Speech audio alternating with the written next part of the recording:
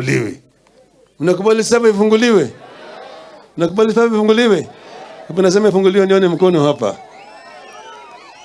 Sifunguliwe. Hata sheria inasema kwamba kabla uchaguzi ingine jaandaliwa inatakana saba ikaguliwe. Uchaguzi ikaguliwe sawa sawa. Ndio wananchi waridhiki ya kwamba matokeo ni kama vile walikuwa wamepiga kura. Sasa mimi nataka nyinyi msimame imara, bado mbaki msimame imara. Sisi tuko na mpango kamili ya kubadilisha mambo mengi zaidi. Hao watu walizuia ushindi zetu, lakini sisi tunataka kuona kama wananchi wanazidi na maisha yao sawa sawa, upande ya kilimo, upande ya ufugaji na kadhalika, uchumi inaendelea. Yale ambayo sisi tunafanya ili tuweze kuboresha hali ya maisha ya watu wetu. Kuna wale wabunge mbali nyinyi mlichagua, lakini wamenunuliwa. Kule kimekuwa kama ni mnada. Wajumbe wananunuliwa kama yule mtu ambaye ananunua ng'ombe kule kwa mnada. Wanaenda pande. Ndio sababu tunarudi kwa wananchi. Ati wananchi ndio hawezi kununuliwa kwa njia hovyo hovyo. Lakini bunge wamechukua.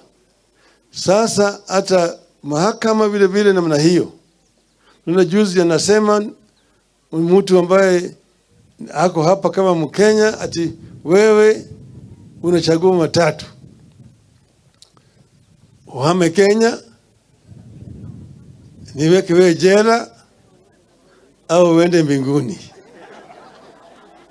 Sasa hiyo ni mtu gani? Yeye mtu ni rais kweli?